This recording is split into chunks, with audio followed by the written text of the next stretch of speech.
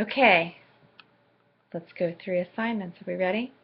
All right, so if you take a look at the assignments for this course, the easiest place to start is with the course outline assignments and due dates grid.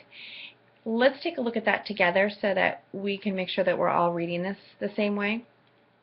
If you go to that particular grid, you'll notice that there's 3 columns. The left column is date, the middle is class topics, and the last are readings and assignments for that week. The date is the date that everything in that row, columns up and down, row is due. So if something is in that row, it is due by that Sunday night. So in the very first row you see ends January 18th. Everything in that row, your introduction, your quiz, your Canvas discussion, and the readings are due by Sunday night at 11:59. At 12 o'clock, the files, the uploads, boxes, opportunities to submit your assignments will disappear. It's like Cinderella. Midnight, gone. That's it. The assignments turn into pumpkins. So you have to have everything submitted by 11:59 on Sunday night. So as you're looking at week 1, you'll see that we'll be talking about the syllabus overview. Here we are. The start of class logistics. We'll look at APA style and format, the APA tutorial and quiz, citations, and then kind of reading about becoming a consumer of research. To the right of that, you'll see that you'll be required to do an introduction on Canvas, at uploading a video. If I can do it, you can too. Although you don't have to, you can just submit a picture of yourself if you would like. You'll have an APA quiz. The link is already on Canvas. So you'll hit that link, you'll take the quiz, and then at the end of the quiz you'll be required to put an email address in there. And you'll put mine in there. That'll shoot your quiz score to me. There is a Canvas discussion already listed, so you'll take care of that in the next week. And then you also have some readings to do. You should probably do some of the readings before you take the quiz, and that would probably be helpful.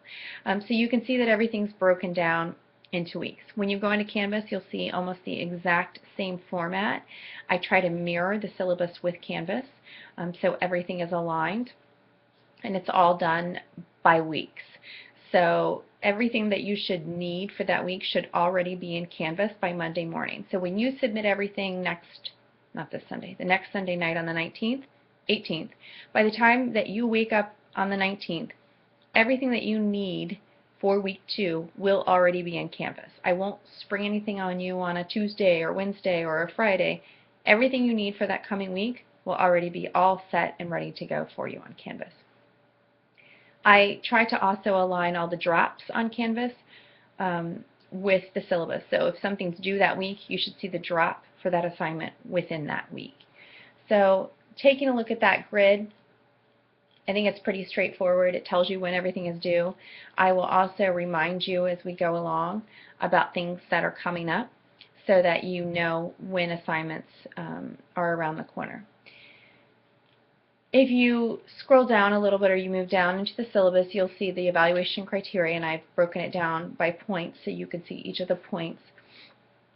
There is also a bingo extra credit option for you. Since we will not be seeing each other face-to-face, I created a bingo game for us to engage a little bit. So the bingo is already on the Canvas site. It's on the Need to Know section. And if you do one line, which is 3 in a row for bingo, you get 2.5 points of extra credit. You have to do the middle one, which means you need to come see me at some point and introduce yourself. Or you can do the entire card. So if you do the whole bingo card, you get an extra 5 points of extra credit. So the bingo's up, and so there's extra credit opportunities for you. Grades are determined by dividing the total points earned by the total points possible. So that's pretty straightforward. So let's take a look at the assignments. I want you to know that the assignments for this class are scaffolded so that they build upon each other. They are meant to continue to challenge you and extend your thinking as you are learning about research and reading about research. You'll notice that they do build upon each other, and that's why I allow you to overlap. So if you want to pick an article for your annotated bibliography and then use it for your final paper, I'm okay with that because it requires a different level of synthesis, a different level of understanding of the research. The other thing that I am going to try to work on doing this semester is the differentiation for this course. It's really tough doing this course online because we do have so many different levels of learners when it comes to understanding research. Those who are coming from a psych or social background tend to have more of an understanding than those who, and when I say understanding of educational research, because educational research is more similar to psychology and sociology than it is to some of our other majors. There's a bigger learning curve. So I'm going to make myself available through the chats so you can log on to the chats and have conversations with me as you need them, going through the applications, and that way we can talk our way through some of the applications as you're learning more about the research. The big assignment for this class is the final research paper, and you can see in the syllabus that I've laid out exactly what you're doing. Even though it's called a research project, you are not physically doing any research. You are not doing an intervention. You're not working with participants. This final project is just a paper, and the paper itself is laid out in such a way that you could potentially use this paper as the literature review when you get into specialization. The research paper is at the very end, so we will work our way there, but you will need to select your topic pretty early on. I believe you need to select a topic of interest by the 3rd week. I'll give you there'll be some ideas up on Canvas about what you could potentially want to work on in terms of your research paper, but you do need to select your topic pretty early. There is a rubric already in the syllabus. I've also put it on Canvas, and you also have some exemplars waiting for you there too, so you can see what that paper is going to look like at the very end. The next thing you're going to see that we're going to be doing as an assignment are reflections and interactions on Canvas. These are through discussions.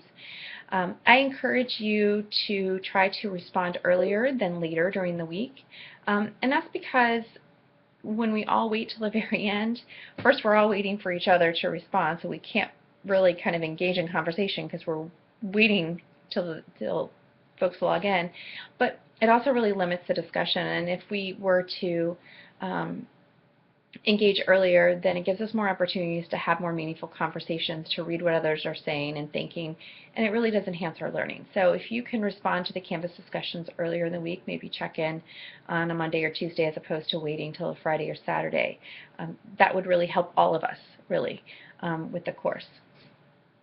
So those are graded components as well. You will be working on an annotated bibliography, and in doing so, the main purpose of doing that is to make sure that you have an understanding of the different methodologies. So you're going to be looking for qualitative, quantitative, mixed methods, single subject, and also a meta-analysis. So you'll be looking for those 5 components in the research. I want to know that you understand what those look like. Now, those can be the exact topic that you're going to work for your final paper, but you could also just select anything of interest to you. Those 5 articles, those 5 pieces for the annotated bibliography could be on 5 different topics. I'm totally open to that. I want to see that you understand how to find different types of methodology and how to summarize the research and make an application statement. So feel free to pick any topic for that annotated bibliography. You have human subjects training module that's going to need to be done next week. This is required to do any research at Mary Washington, which you won't be doing this semester, but you will. Maybe some of you are doing it at the same time. But you will be doing that in your specialization, so it's really important that you have that done earlier than later. So you'll want to go through and do the requirements for Mary Washington, and then in addition, you'll do vulnerable subjects, which is children in research, and also research in the schools. So you'll add those too. And when you print your document for your training, it will give you a score. So at the end of each module, you have to take a quiz, and your final score will be a average of all of the modules together. So that score is what I will be using for your grade for this particular course. So you're going to need to make sure that you have copies of that documentation saved on your own computer, maybe print them out, and you'll also need to upload it onto Canvas to submit to me. There is an APA quiz that you'll need to take this first week, and just put my email at the end. It'll shoot me your scores for that.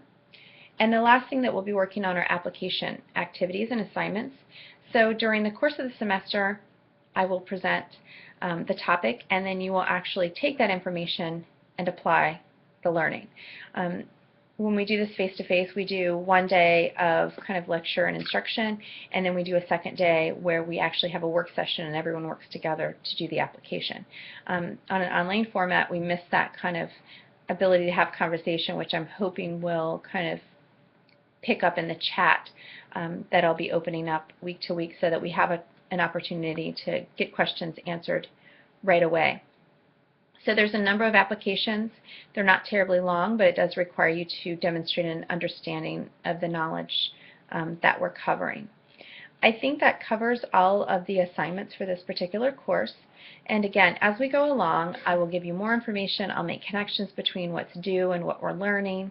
I'll remind you about the requirements for these assignments, but I wanted to give you just an overview of what to expect. So you should be able to find one more video on the class policies, and that should cover everything in our syllabus.